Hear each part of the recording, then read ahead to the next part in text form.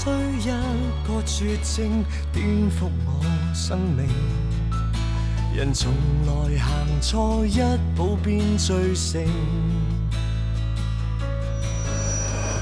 如何徒手掩蓋罪證，漂白蒙騙眼睛，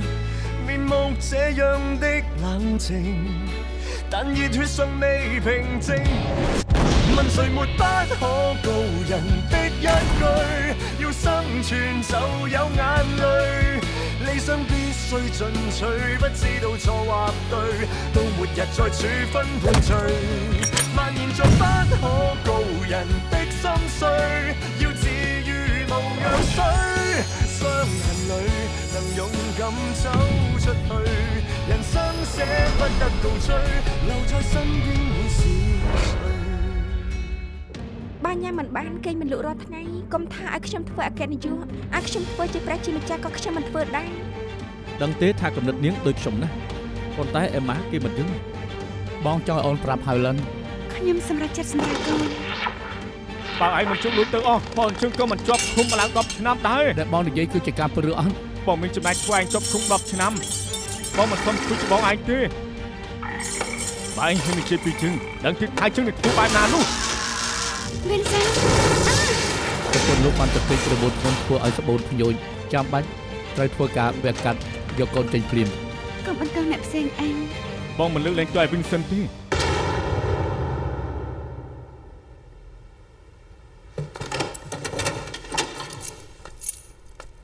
ឯធ្វើនឹងយករបស់បងទៅណាខ្ញុំចង់យកទៅចោលមិនចង់ឲ្យពួកបងឃើញនាំតែខូចចិត្តបងអាចចាត់ការខ្លួនឯងបានបងទទួលស្គាល់ការពិតទៅកុំចិត្តដឹងរឿងយើងចេញទៅខ្ញុំមិនទៅខ្ញុំចង់នៅកំដរបងតាមចិត្តចុះយើងត្រូវទៅទទួលជួយឆុងនៅសាលា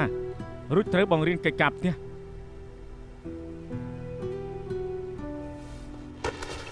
ទៅធ្វើកិច្ចការរបស់ឯងទៅខ្ញុំមិនទៅទេខ្ញុំមិនទៅបងខ្ញុំចង់នៅកំដរបងទៅ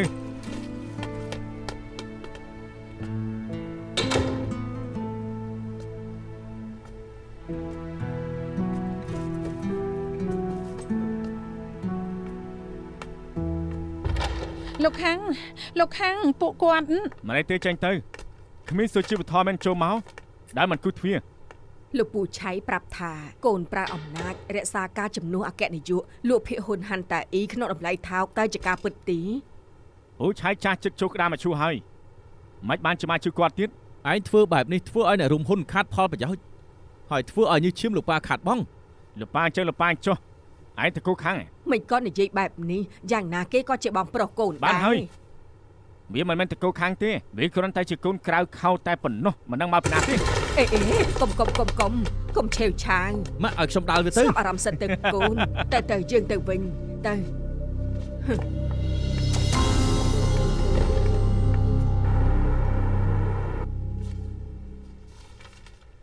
លោកខាងពិនិត្យកិច្ចសន្យាហើយគ្មានបញ្ហាទេលុយដែលបានពីការលក់ភាគហ៊ុនហាន់តាអ៊ីប្រគល់ឲ្យក្រុមហ៊ុនផ្ទាល់ខ្លួនរបស់ Frank មើលខុសត្រូវតាមកិច្ចសន្យាក្រុមហ៊ុនយើងនឹងវាយលុយទៅបញ្ជីក្រៅប្រទេសរបស់លោកខាងចាស់ជាមិនខាននោះទេណា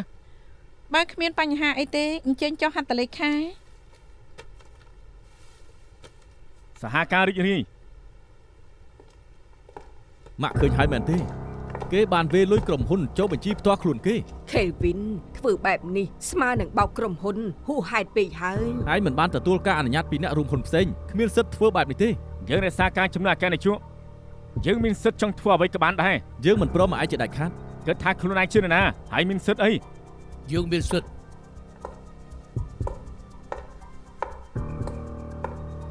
ខេវីនយើងកាន់ភាគហ៊ុនធំទី2មានសិទ្ធិស្នើឲ្យបញ្ឈប់បានមិនអនុញ្ញាតឲ្យលោកភាគហ៊ុនក្រុមហ៊ុនថ្ងៃស្អែកហើយប្រជុំអ្នកកាន់ភាគហ៊ុនភ្លាមទម្លាក់តំណែងទាំងអស់តែម្ដងបាញ់ឈប់ហាមក្រោយចុះកិច្ចសន្យាជាមួយនឹង Frank Han តាអ៊ីនៅសល់តែសម្បោះខ្លួនដល់ពេលនោះអ្នកណាចង់ធ្វើជាអគ្គនាយកទៀតទៅសំទោសមិនតន់ឆ្លងកាត់ការប្រជុំវាអាចនឹងខុសច្បាប់ចាំឲ្យខាងលោកព្រមព្រៀងគ្នារួចសិនខ្ញុំមិនរំខានទេ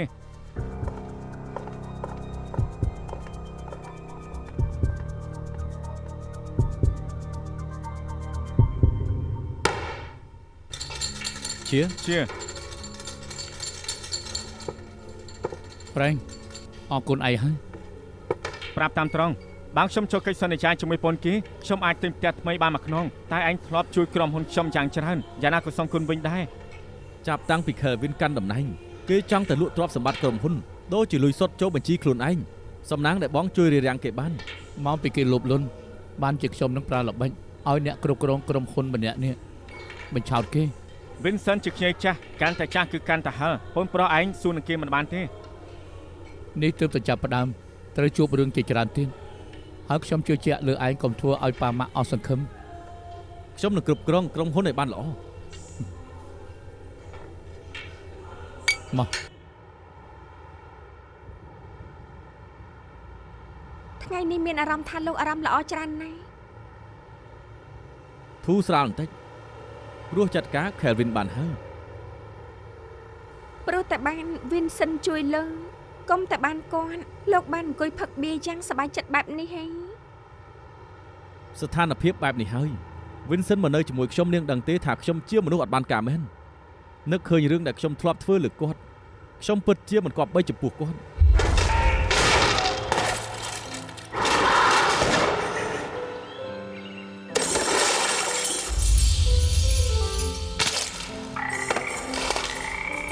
ខ្ញុំមិនសមនឹងឲ្យ Vincent មកល្អជាមួយខ្ញុំបែបនេះទេអីស្ងប់អារម្មណ៍សិនទៅចង់រំសាយអារម្មណ៍អូខេលោកក៏ទៅរត់នៅ fitness តែកុំធ្វើរឿងបន្ថយគ្រោះថ្នាក់យល់ទេកុំបារម្ភអីនៅមានច្រើនទៀតត្រូវធ្វើខ្ញុំមិនស្លាប់ស្រួលនោះទេត្រូវហើយលោកប្រាប់ថាមានរឿងមួយដែលប៉ះពាល់ដល់លោកជាអ្វីទៅនិយាយទៅនាងក៏គិតមិនយល់ដែរមិននិយាយខ្ញុំមិននឹងយល់បានទេបើលោកនិយាយខ្ញុំអាចនឹងជួយលោកបាននៅលើលោកនេះមានរឿងខ្លះជ្រុលធ្វើខុសហើយគឺខុសហើយត្រឡប់ទៅកែប្រែមិនបាន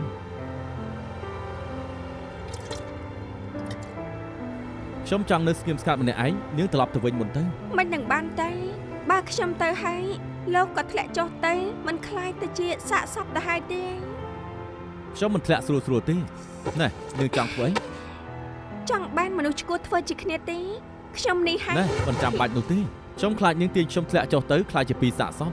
លោកជួយទប់ខ្ញុំផងទៅខ្ញុំក៏ចង់សាកដែរ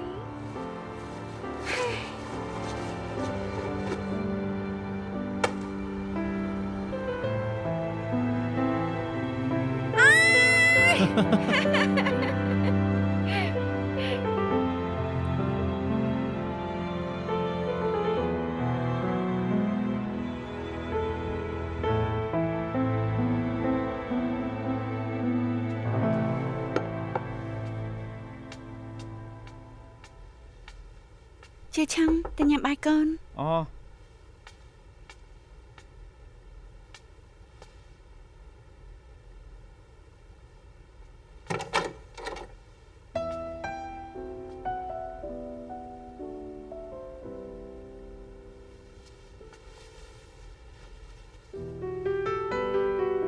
Helen យើងមានកូនជាមួយគ្នាលេងបានលេងមានទៀតហើយសំទោធ្វើទៅបងគ្មានថ្ងៃដូចអូនជាមួយ Vincent មានជួយឆុងបងគ្មានថ្ងៃទេជាឆាំង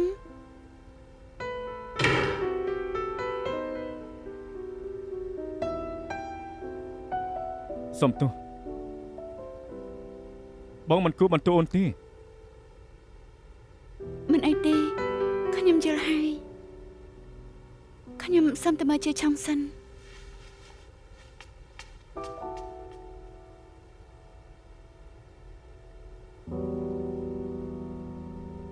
លោកប៉ាខ្ញុំនឹងលោកប៉ាណាប៉ាក៏នឹកកូនដែរជួយឆុងយប់ត្រូវឲ្យមិនក៏មិនទាន់គេងមិនគេងមកនេះពូខាំងកំហុកដាក់ម៉ាក់ខ្ញុំខ្លាចណាស់មិនក៏ខ្លាចជាបែបនេះមិនដឹងទេតែគាត់កាចណាស់គេធ្វើដាក់កូនយ៉ាងម៉េចកាចដាក់កូនឬអត់គាត់មិនញញឹមទេបើបែបនេះអ្នកម៉ាក់ច្បាស់ជាអារម្មណ៍មិនល្អទេខ្ញុំមិនដឹងមួយរយៈនេះអារម្មណ៍របស់អ្នកម៉ាក់មិនសូវល្អទេកូនត្រូវធ្វើជាកូនល្អបើមានអីទៅមករកប៉ាចុះយើងជួយគ្នាយកចិត្តអ្នកម៉ាក់បាទខ្ញុំដឹងហើយខ្ញុំសុំទោស ព្រោះតែ Vincent មិនពាក់ព័ន្ធនឹងគេទេ ប្រពន្ធលោកបានទៅកិច្ចមានរវល់ធ្វើឲ្យក្បួនខ្ញួយចាំបាច់ត្រូវតែវះកាត់យកកូនចេញទើបបានមិនចឹងគ្រោះថ្នាក់ណាស់ បងមិនលើកលែងទួយ Vincent ទេឯងចង់ឲ្យឃើញចូលកូនចេញសុំបំណងឯងហើយងាប់ទៅបងគ្មានថ្ងៃដូចអូនជាមួយ Vincent មានជឺឆុងតែបងគ្មានថ្ងៃទេ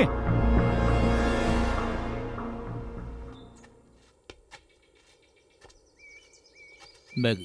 ការងារនៅក្រុមហ៊ុនប៉ានឹងប្រគល់ឲ្យកូនធ្វើ ប្រសើរណាស់បងមានពេលនាំខ្ញុំទៅលេងស្រុកក្រៅហើយ ខ្ញុំខ្លាចថាព្រោះក្រុមហ៊ុនធំពេកខ្ញុំមើលខុសត្រូវមិនសោះ កូនប្រកបជាធ្វើបានមាន Vincent ចាំជួយហើយ គាត់ជួយខ្ញុំច្រើនណាស់ តាមពិតទៅនៅមានម្នាក់ទៀតដែលជួយកូនច្រើនមែនតែន អ្នកណាគេ នោះនឹកដើរមកដល់ផ្លែនមកខាងនេះអំប្រាអំស្រីបងគេគឺ Tracy មិត្តរបស់ខ្ញុំ នាងជាអ្នកជួយមេឃរើសកេះក្តាស់ហើយឯនេះភ្នែកមុតមែន ម៉ាក់ទេហៅគេមកមែនទេ ខ្ញុំជាមិត្តជិតដិតរបស់អ៊ំស្រី អេតោះទៅមុខទៀតទៅឆាប់ឡើងកុំបារម្ភអីម៉ាក់ជួយមើលលោកប៉ាកូននៅជួយមើល Tracy ចោះ ប្រកាសជាជួយមើលបើរមៀលធ្លាក់ភ្នំពិបាកខ្ញុំអ៊ីវទៀតមិនខាន មាត់អាក្រក់មែន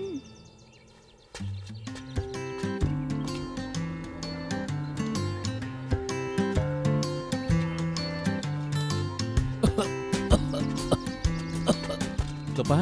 កើតអីអត់ ទិញទួយទេ ប្រយ័ត្នផងដីរអិលណាស់ ប្រយ័ត្នរអិល ខ្ញុំទៅមើលគេសិនប្រាប់ឲ្យថារអិលយ៉ាងម៉េចហើយ មិនអីទេស្មានថាលោកមើលមិនឃើញខ្ញុំ ព្រោះនាងគឺជាមិត្តភក្តិខ្ញុំមិនបណ្ដោយឲ្យមិត្តភក្តិខ្ញុំដួលដោយមិនអើពើនោះទេ មិត្តសម្លាញ់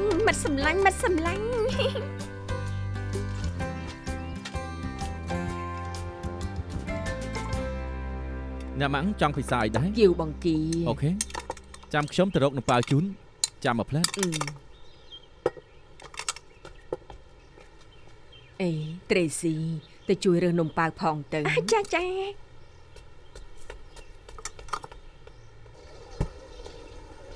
យកបែបបណ្ដាក់សាច់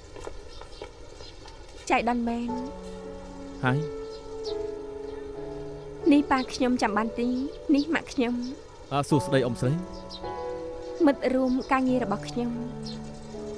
ខ្ញុំជាមួយលោកប៉ាអ្នកម៉ាំងទើបឡើងភ្នំរួញពួកគាត់ចូលចិត្តអាហារហាងនេះទើបបបួលគ្នាមកទៅ ខ្ញុំស្គាល់អ៊ំស្រីថ្ងៃនេះថ្ងៃសម្រាប់ទៅមកជាមួយ គាត់ឈ្មោះខាងចាំងជើជាទីជាតិហៃសូធ្លាប់មកផ្ទះពូជើងម្ដងហើយតើ ទីជាតិហៃសូ បានជួបគ្នាហើយអង្គុយជាមួយគ្នាទៅខ្ញុំជាអ្នកប៉ាវ ប៉ាកុំអញ្ចឹងអី លោកប៉ាអ្នកម៉ាក់ម្នាក់នេះគឺជាអេម៉ាប៉ាម៉ាក់អេម៉ានិងប្អូនប្រុសអេម៉ា សួស្ដីអ៊ំប្រុសអ៊ំស្រី សួស្ដី សួស្ដីមិត្តរបស់កូនមែនទី គេជាមិត្តរួមការងារ ពេលមុនជាមិត្តរួមការងារតែពេលនេះជាមិត្តរួមការងារ អូតាមពិតជាមិត្តរួមការងារ អញ្ជើញអង្គុយ បាត់មកអង្គុយ មិនអីទេចៃដន្យពួកយើងណាត់មក អង្គុយមក លោកខាងសួស្ដីខ្ញុំជាប៉ាអាស៊ឺថៅកែហាងនេះជាមិត្តភក្តិរបស់ខ្ញុំចង់ញ៉ាំអីក៏មកចោះខ្ញុំជាអ្នកប៉ាវ កំពុះសំអីលោកសំអី កុំក្រែងចិត្តខ្ញុំអីប្រាប់តាមត្រង់ចោះអាស៊ឺកូនស្រីខ្ញុំបកកែគ្រប់យ៉ាងបានសរសើរទៀតផងកូនប្រុសរបស់លោកអាសាមករកកូនស្រីខ្ញុំនៅផ្ទះពួកគេនិយាយត្រូវគ្នាណាស់ លោកប៉ាកុំរំខានពួកគាត់អីពួកយើងណាត់ពូលីងសុំទៅផង អូខេតាមសប្បាយចុះញ៉ាំអាចារ្យទៅខ្ញុំប៉ាវលាសប្បាយទៅហើយ ទៅចុះហើយ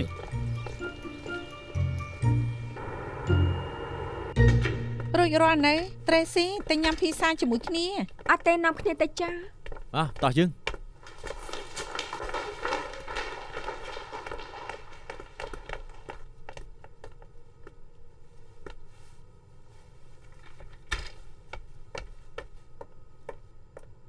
Hi em ơi Hi ខ្វល់ចិត្តរឿងពីម្សិលមិញឯង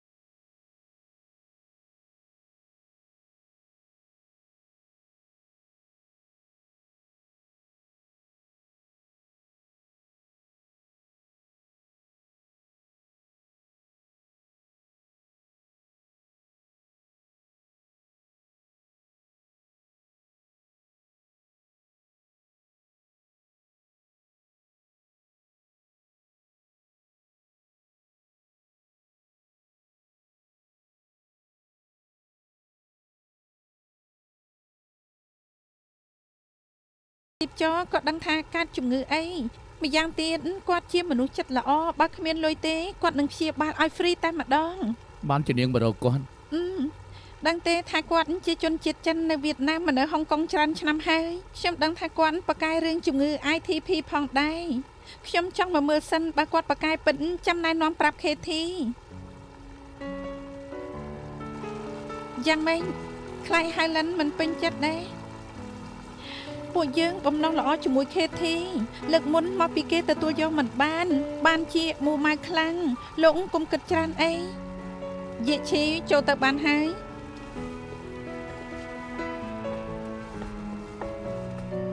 អ្នកនាងជាមិនស្រួលត្រង់ណាអូជាលោកតើមិនស្មានថាបានជួបគ្នានៅទីនេះសោះ តែខ្ញុំមិនស្គាល់លោកទេលោកចាំមនុស្សច្រឡំទេដឹង យើងមិនដែលជួបគ្នាទេតែខ្ញុំចាំលោកបាន10ឆ្នាំមុនលោកបាត់ខ្លួននៅវៀតណាមមែនដែរទេ មែនខ្ញុំជាប់ក្នុងឡានឡើង10ឆ្នាំ ខ្ញុំចាំបានកាលនោះប្រពន្ធលោកចែករូបថតតាមរកលោកនៅវៀតណាមទើបខ្ញុំចាំលោកបាន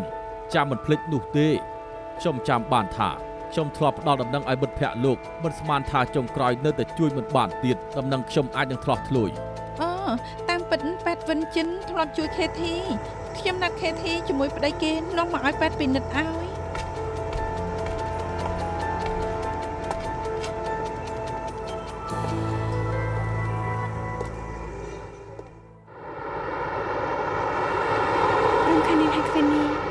ប៉ែតចិនឲ្យហើយថែមទាំងមកជាមួយទៀត កុំគួសមចៃដន្យខ្ញុំទំនេរស្រួលនាងមិនបាច់ដើររកឲ្យពិបាក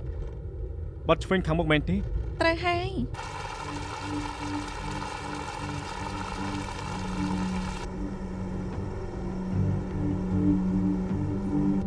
និយាយទៅប៉ែតចិនជាមនុស្សល្អណាស់ពេលខ្ញុំប្រាប់អាការៈនាងគាត់ក៏បញ្ញាប់ណាត់នាងមកភ្លាម យ៉ាងណាក៏ត្រូវអរគុណដែរ មិនអីទេមកពីអ្នកទាំងពីរមាននិស្ស័យគាត់ជាជនជាតិចិននៅវៀតណាម ប៉ែតអី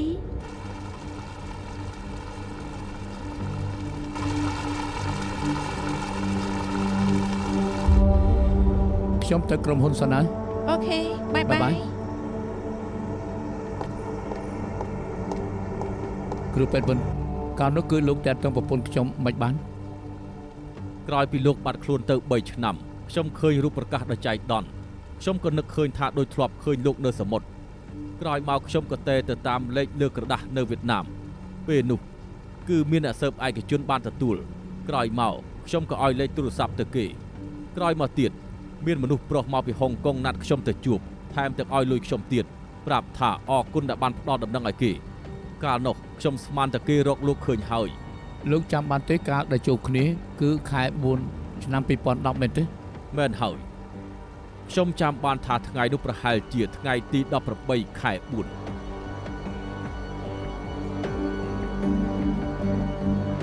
អាឈឺធ្លាប់ប្រាប់ខ្ញុំខែ4ឆ្នាំនោះគេទៅវៀតណាមតែមិនក៏មកទៅតាមរកខ្ញុំតាមតម្រុយដែលលោកអើ លើកមុនខ្ញុំជាមួយ Vincent ទៅរកគ្រូប៉ែតវិនគ្រាន់តែឃើញភ្លាមគាត់ក៏ចាំ Vincent បានគាត់ប្រាប់ថាពេល Vincent បាត់ខ្លួនគាត់ធ្លាប់ឲ្យតម្រុយមកពួកនាងចៃដន្យណាស់មែនទេ គាត់ឈ្មោះអ្វីដែរ គ្រូប៉ែតវិនចិនថាមិនត្រូវអាចធ្លាប់បានជួបគេរួចហើយ Highland បងចាំបាត់ដែរទេ អត់ទេ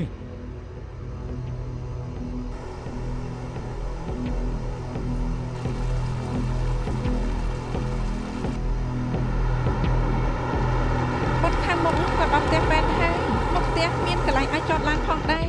ឡោ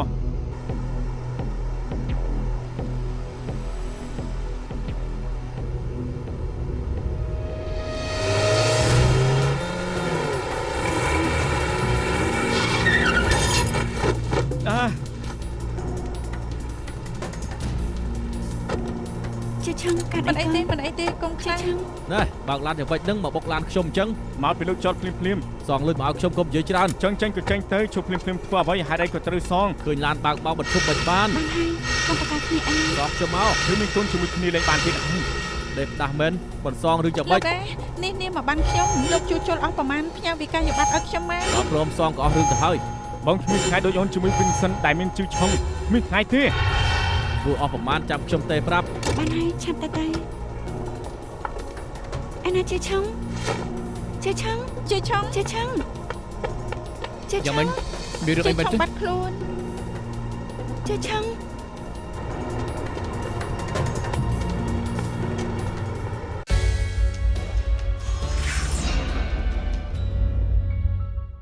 ប្រយ័ត្នត្រឡប់ទៅចាំម៉ាក់នៅផ្ទះទៅខ្ញុំចង់រកម៉ាក់ចេញក៏ចេញទៅជួបភ្លាមធ្វើអ្វីហេតុអីក៏ត្រូវសង បុកបែបនេះហើយចង់យ៉ាងម៉េច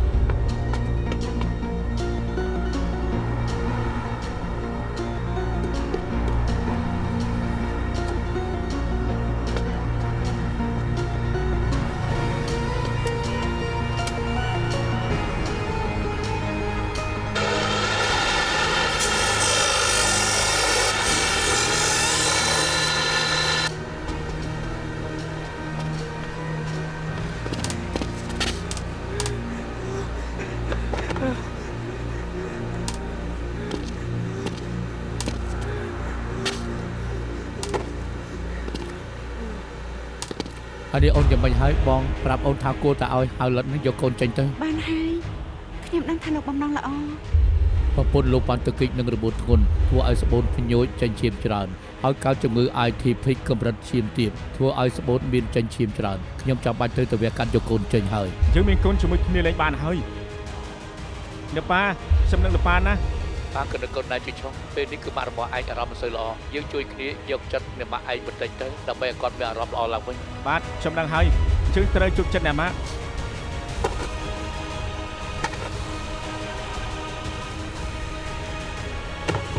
យើងដឹងថៃមិនចង់ឲ្យជើងមានកូនទេឯងឲ្យអាឈឺជុកកូនចេញសុំម្ដងឯងហើយតើពិតមែនទេ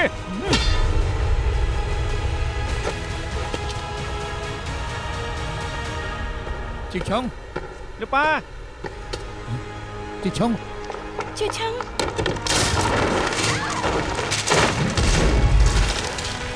ជឺឆុង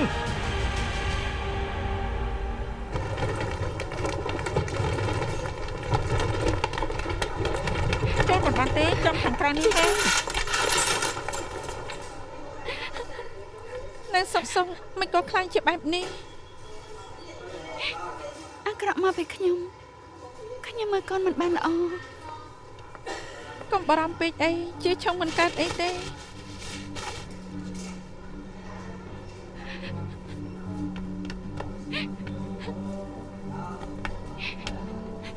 ជាបាតុវហេតុមានអ្នកណាចង់ឲ្យកើតឡើងទេ ហេតុអីពេលទៅជួបពេទ្យវិនចិនឯងខ្លាចជួបពេទ្យវិនចិនបោះអាក្រក់រឿងអាក្រក់របស់ឯងម្យ៉ាងទៀតហេតុអីឃើញជឿឆុងនៅកន្លែងខ្ពស់ឯងមិនព្រមហៅគេ យល់ច្រឡំទេដឹងពេលដែលខ្ញុំទៅដល់គេនៅលើនឹងហើយគេមិនស្ដាប់ខ្ញុំហៅទេឯងក៏ជួយគេមិនបានដែរដឹងថាជឿឆុងខ្លាចទៅជាបែបនេះឯងស្ដាយក្រោយតែជាបាតុវហេតុក៏មកបង្កាច់ខ្ញុំអី លើលោកនេះមានអបដិហេតុច្រើនណាស់ហើយហេតុអីពេលទៅជួបពេទ្យវិនចិនស្រាប់តែឯងបើកឡានបុកគេនោះចឹង លោកនិយាយពីអីពាក់ព័ន្ធអីជាមួយនឹងពេទ្យវិនចិនគ្មាននេះប្រាប់ថាជាមួយវិនចិនដែលខ្ញុំទៅរកនៅវៀតណាមជាមនុស្សផ្សេងគ្នាដែលខ្ញុំទៅរកគឺជាអ្នកនេសាទ មានវិនចិន2នាក់មែនទេ មែនហើយអ្នកដែលអូនទៅរកមិនមែនវិនចិនពិតប្រាកដទេគាត់ប្រាប់ថាបានជួបប្រុសម្នាក់ឲ្យរៀបរាប់រឿងបងប្រាប់គេ បាននេះថាម៉េចទៅ បានន័យថាពេលស្របគ្នាជាមួយនឹងវិនចិន2នាក់ដែលអូនទៅរកគឺជាជនបោកប្រាស់គាត់ប្រាប់តម្រុយដែលសំខាន់តែគ្មាននរណាម្នាក់ចាប់អារម្មណ៍ទេអូនគិតតែរឿងចម្លែកអូនមានបានគិតពីបងទេ ហួរឡើង10ឆ្នាំហើយនៅសុកមកសួរអ្នកណាអាចតបឯងបានភាពអាចទៅរួចជាមានច្រើនយ៉ាងទោះបីជាមានវិនចិន2នាក់ក៏មិនបានន័យថាខ្ញុំធ្វើបាបឯងចោទខ្ញុំបែបនេះអកតេពេកហើយ បើឯងមិនរអៀខ្លួនបើមិនខ្លាចថាត្រូវជួបពេទ្យវិនចិនឯងគឺធ្វើពុតបើកបុកគេ ខ្ញុំប្រាប់ហើយឧបាទវហេតុឯងក៏មកចាប់ប្រកាន់ខ្ញុំអី ដៃរបស់ឯង វិនស័យកុំឆ្លោះគ្នាខ្ញុំមិនចង់ស្ដាប់ខ្ញុំគ្រាន់តែមិនចង់ឲ្យជាឆុងកើតអី ជឿឆុងគ្រាន់តែឈឺជើងដេកពេទ្យប្រហែលថ្ងៃក៏ចេញទៅផ្ទះបានហើយកុំបារម្ភពេកអីអូនមិនទាន់បានញ៉ាំអីទេចាំបងចុះទៅរកទិញអីឲ្យញ៉ាំ ល្អណាស់អរគុណ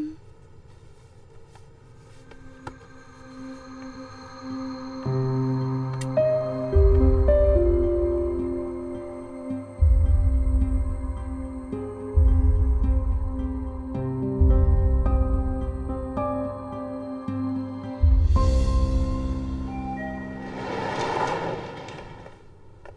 Vincent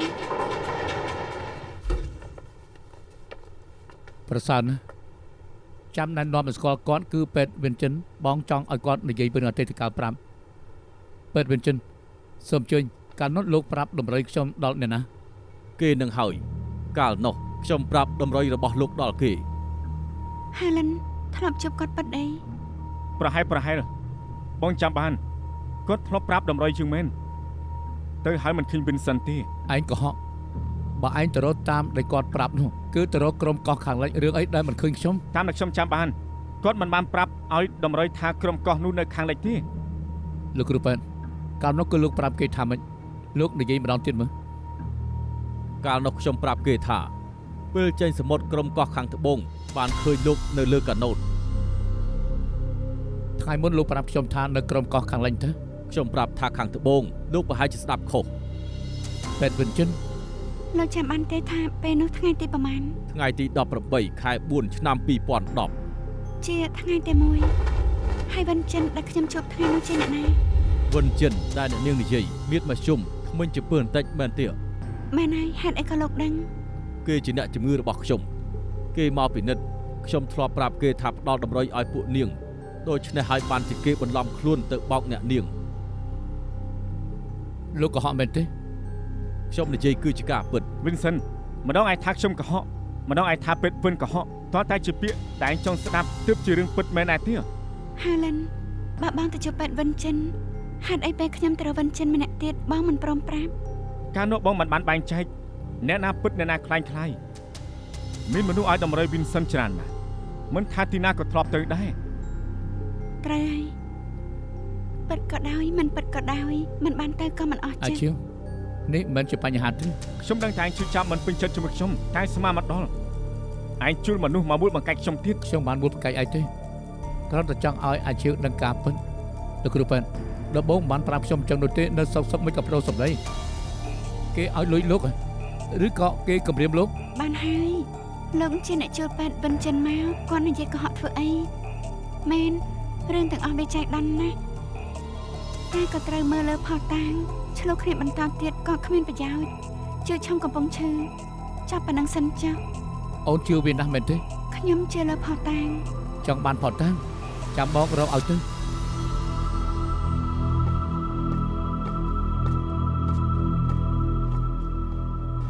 គ្រូពេទ្យ Vincent នៅទីនេះពិតមែនក្រោយពីយើងទៅមន្ទីរពេទ្យនៅសុកសុងក៏បានខ្លួនគាត់តែម្ដងទៅ មិត្តខ្ញុំជាភ្ញៀវប្រចាំទីនោះបន្លំសួរអ្នកផ្សំថ្នាំនៅហាងទើបដឹងថាពេទ្យ Vincent នៅទីនេះ ណែពួកលោកពីរនាក់ជាអ្នករករៀនណា សូមទូផងពួកយើងមករកមនុស្សទេ ហើយចុះពួកលោកមករកអ្នកណាដែរ គ្រូពេទ្យ Vincent គ្មានមនុស្សម្នាក់នេះទេ អ្នកណាថាគាត់នៅទីនេះ ប្រាប់ហើយតែគ្មានគឺគ្មានហើយកុំនិយាយច្រើនពេកទីនេះមិនស្វាគមន៍អ្នកក្រៅទេចេះឆ្ងាយទៅ មិនក៏ចរិតពីលម្លេះបែបនេះគឺត្រូវឡើងទៅរក ណែចង់ស្លាប់ហ៎ យ៉ាងម៉េចហើយយ៉ាងម៉េចហើយ រកទៅទៀតចេញទៅ ចេញទៅ ទៅទៅ ចេញទៅចេញទៅ ចេញទៅ ចេញទៅ ចេញទៅ ខាប់ចេញទៅទៅ ចេញទៅ ចេញទៅ រឿងដែលខ្ញុំដឹងខ្ញុំបានប្រាប់លោកអស់ហើយផែនទីមួយស្លឹកនេះប្រហែលជាអាចជួយលោកតាមរកគេឃើញ អរគុណហើយនេះជាសគុណដែលលោកសុំនឹងទទួលបាន ខ្ញុំសង្ឃឹមថាលោកនឹងរកគេឃើញឆាប់នេះ អាឡូរនជាវមែនទេខ្ញុំ Vincent មានតម្រុយដែលអ្នកនាងត្រូវការឲ្យលុយមកចាំខ្ញុំយកទៅឲ្យ យើងបដូរគ្នាទៅវិញទៅមកមកនេះមកណែ អាឈៀវ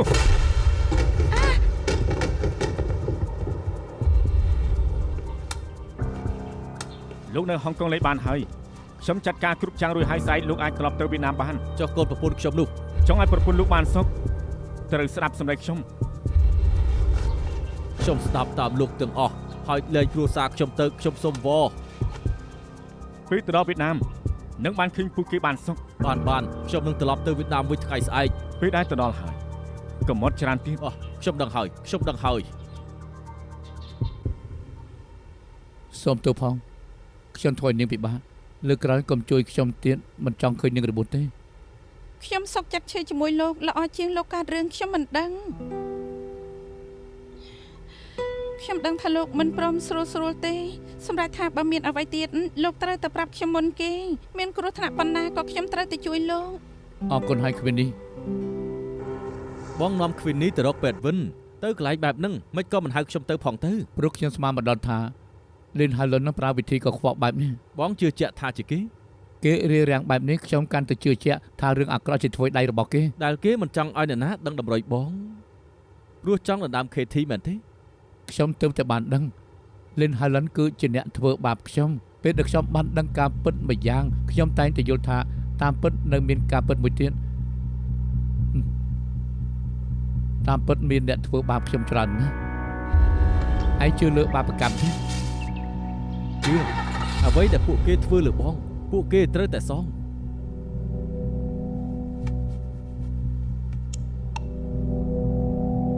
អាស៊ី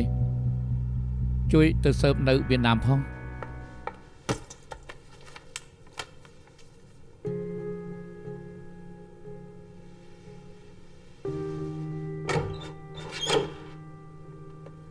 មកដែរយប់ជ្រៅហើយមកធ្វើអី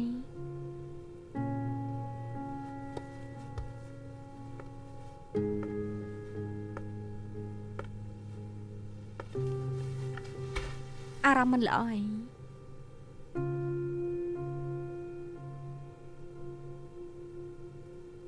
ការលោកនៅធ្វើជាមេខ្ញុំ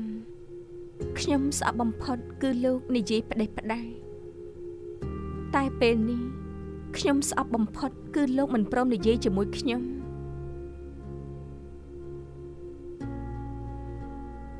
ខ្ញុំថាខ្ញុំប្រហែលជាមិនដឹងទេថាលោកកំពុងគិតអី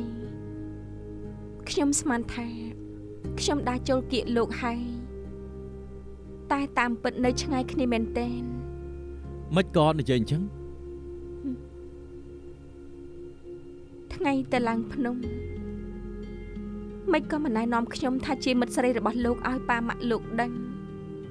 មកពីលោកខ្លាចពួកគាត់រើសអើងខ្ញុំមែនទេ កុំគិតអញ្ចឹងអីខ្ញុំគ្រាន់តែគិតថានៅថ្ងៃនោះមិនចាំបាច់ត្រូវបកស្រាយឲ្យវែងឆ្ងាយនោះទេ មិនចាំបាច់ទេឬតាមពិតទៅលោកគិតអ្វីផ្សេងលោកមិនចង់តាក់ទងជាមួយខ្ញុំ ខ្ញុំប្រាប់តាមត្រង់ចុះអារម្មណ៍ខ្ញុំល្អជាមួយនាងប៉ុន្តែខ្ញុំគិតថាខ្ញុំត្រូវការពេលដើម្បីស្ទាបស្ទង់ចិត្តគំនិតគ្នាសិន តាមពិតខ្ញុំគិតថាគំនិតយើងខុសគ្នាទាំងស្រុងលោកមិនសប្បាយចិត្តរឿងអីលោកមិនប្រាប់ខ្ញុំតែលោកបែរជាប្រាប់ត្រេស៊ីឬចិត្តលោកគិតថាគេស្គាល់លោកច្បាស់បំផុត នាងនិយាយអី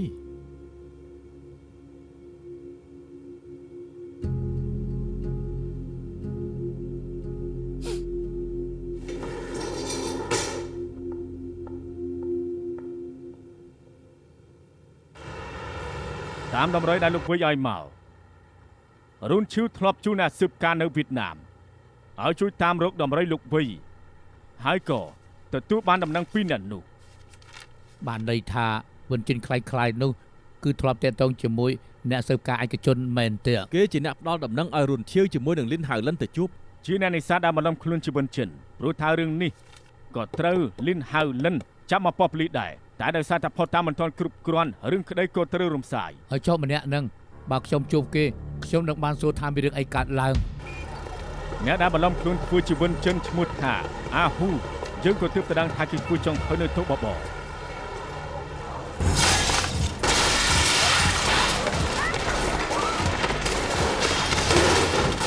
ងជាអាហ៊ូមែនទេហើយដែលឃើញជើងហើយបាយចង់រត់ បង្ហាញអត្តសញ្ញាណប័ណ្ណមក អត្តកាលីគេគឺជាអាហ៊ូមែន មិនមែនទេ អាហ៊ូដែលលោកកំពុងតាមរកជាហ៊ូមែនទេគាត់ទើបតែវារឿងជាមួយនឹងគេហើយគេខ្លួនបាត់ទៅ ហើយលោកស្គាល់ម្នាក់នេះដែរទេ ខ្ញុំចាំគេបាន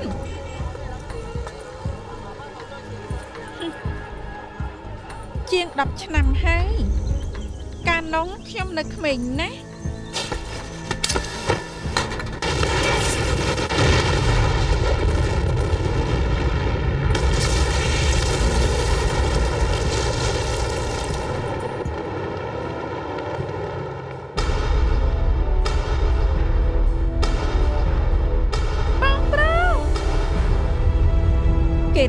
បងប្រុសខ្ញុំស្លាប់ទោះគេខ្លាចជាផេះក៏ខ្ញុំចាំបានដែរ លិនហើយលឿនជាឃាតករមែនទេ 10 ឆ្នាំមុននៅភូមិនេះធ្លាប់កើតរឿងក្តីឃាតកម្មស្លាប់មនុស្សច្រើននាក់នៅក្នុងនេះក៏មានក្មេងប្រុសដែលមិនដឹងអីផងដែរណា អ្នកស្លាប់ជាក្រុមចោរដឹងត្រឹមថាប្រហែលជាមានទំនាស់ជាមួយនឹងទាហានស៊ីឈ្នួល បានន័យថាលិនហើយលឿននឹងជាទាហានស៊ីឈ្នួលដែលសម្លាប់មនុស្សទាំងអស់ បែបមិនតាន់ឲ្យជាឆឹងទៅផ្ទះ កុំបង្ខំឲ្យពេលគេគិតសិនទៅ មកមើលជាឆឹងនេះគេទៅតកេងលក់ បងមានរឿងចង់មកប្រាប់អូន ថាម៉េចហើយលិនជាទាហានស៊ីឈ្នួលអី ត្រាស់គេជាឃាតករសម្លាប់ជនបរិសុទ្ធបងឲ្យអាស៊ីទៅស៊ើបនៅឯវៀតណាមនេះគឺជាឯកសារទាំងអស់អូនបានស្គាល់មុខមាត់ពិតគេធ្លាប់ស៊ីឈ្នួលទៅប្លន់គ្រឿងញៀនរបស់ក្រុមលក់ថ្នាំពួកទាហានស៊ីឈ្នួលគឺមិនត្រឹមតែប្លន់រំលោភសម្លាប់ថែមទាំងដុតភូមិសូម្បីតែកូនក្មេងក៏មិនលើកលែង បងធ្លាប់ធ្វើរឿងបែបនេះហី មែនបងធ្លាប់ធ្វើជាទាហានស៊ីឈ្នួលតែបងសុំស្បត់គ្រាន់តែធ្វើតាមទូនាទីមិនដែលធ្វើខុសគុណធម៌នោះទេប្លន់រំលោភសម្លាប់ដែលនៅជឿទាំងធ្វើទាហានស៊ីឈ្នួលផ្សេងទេ ឯងឈរមើលពួកគេធ្វើខុសនៅមុខឯងក៏ខុសដូចគ្នាដែរ កម្មភ្លឹងភ្ជុំមកខ្ញុំរាប់សិបដើមបើខ្ញុំប្រឆាំងខ្ញុំក៏ត្រូវស្លាប់ជាមួយអ្នកស្រុកអញឲ្យខ្ញុំធ្វើយ៉ាងម៉េចទៅ គ្រោះគ្នាស្លាប់អស់គ្មានសាស័យឯងចង់និយាយយ៉ាងម៉េចក៏បានដែរ មែនមិនជឿក៏តាមចិត្តតែវាគឺជាការពិត ហេតុអីច្រើនឆ្នាំកន្លងមកបងលាក់បាំងនឹងខ្ញុំ នៅពេលដល់ចេញពីមណ្ឌលបងចាំអូននៅមណ្ឌលរហូតដល់គ្រប់អាយុ18ឆ្នាំត្រូវបង្ខំឲ្យចេញក្រៅដើម្បីរស់បងត្រូវលក់ជីវិតខ្លួនឯងធ្វើជាទាហានស៊ីឈ្នួលពេលដែលចូលធ្វើថ្មីគ្រាប់កំភ្លើងបំណែកឈាមសាកសពបងដូចនៅក្នុងនរកក្នុងសង្គ្រាមបានសត្រូវមិនស្លាប់គឺបងស្លាប់ត្រូវស្លាប់បើហ៊ានរីរែកនឹងធ្វើអាយុខ្លីហើយក៏គ្មានតម្លៃទៀត ឯងកុហកនេះក្មេងស្រីឃើញផ្ទាល់ភ្នែកថា10ឆ្នាំមុនឯងបំផ្ទុះបងប្រុសអាយុ10ឆ្នាំគេស្លាប់ បងគ្មានចេតនាទេកាលនោះបងណាត់អូនទៅជួបនៅបឹងធំតាំងចិត្តសុំអូនរៀបការតែស្មានមកដល់សត្រូវតាមសម្លាប់ថែមទាំងចាប់ខ្លួនបងទៅហើយពួកគេជាកូនចៅក្រុមឈ្មោះឆ្នាំដែលបងសម្លាប់ពួកវាឃុំបងក្នុងផ្ទះធ្វើទរណកម្មបងវិធីដែលឈឺចាប់បំផុតបងប៉ាអស់ហើយរំលងបានប្រហែលថ្ងៃបងក៏មានឱកាសបានរត់ហើយក៏ត្រូវពួកគេចាប់បានហេតុការណ៍អសន្នរបស់គ្រាប់បែកជួបផ្ទះព្រោះមកចង់ឲ្យពួកវាដេញតាមបងសម្លាប់ពួកវាទៅពិតមែនតែស្មានមិនដល់ថាវាប៉ះពាល់ដល់ក្មេង2នាក់ដែលនៅក្បែរនោះបើបងដឹងថាពួកគេនៅក្បែរបងក៏មិនបោះគ្រាប់បែកដែរបងមិនចង់ប្រាដៃប្រឡាក់ឈាមដឹកដៃអូនទេពេលដឹងថាអូនតាក់ទងជាមួយនឹង Vincent បងក៏មិនចង់ប្រជែងជាមួយគេឲ្យតែដឹងថាអូនមានក្តីសុខគឺគ្រប់គ្រាន់ហើយបងមិនចង់បានអីទៀតទេ ទោះឯងខំនិយាយឲ្យពីរោះប៉ុណ្ណាក៏កែប្រែការពិតមិនបានដែរឯងជាឃាតករ បងដឹងថាបងបានធ្វើអីហើយក៏សងជីវិតមិនបានម្យ៉ាងគត់ដែលបងអាចធ្វើបានគឺឲ្យលុយមិត្តភក្តិដែលនៅវៀតណាមចិញ្ចឹមក្មេងស្រីម្នាក់នោះរហូតដល់គេធំឡើងបើអូនចង់ខឹងបងក៏គ្មានអ្វីនិយាយដែរ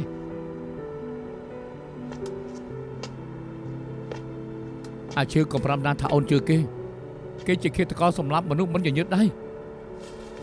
រឿងដែលលោកនិយាយកន្លងហូរទៅយូរហើយទោះគាត់ធ្លាប់ធ្វើទាហានស៊ីឈ្នួលតែពេលនេះមិនមែន គេធ្លាប់សម្លាប់មនុស្សដៃប្រឡាក់សុទ្ធតែឈាម ខ្ញុំស្គាល់ហាលិនតាំងពីតូច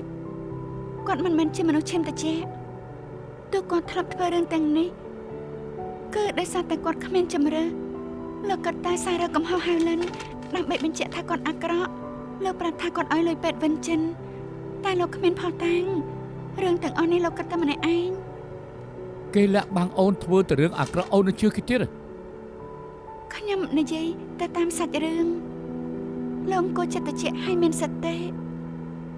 ខ្ញុំមិនចង់ឃើញលោកធ្វើខុសធ្វើបាបអ្នកណាទៀត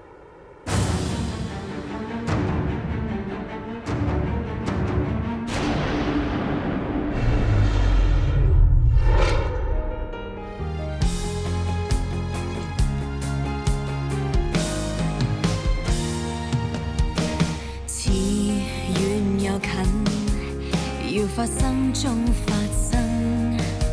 猶豫着你與我不相襯，垂頭便是氣消沉。然而在暗處有一把聲音，催促我加點信心。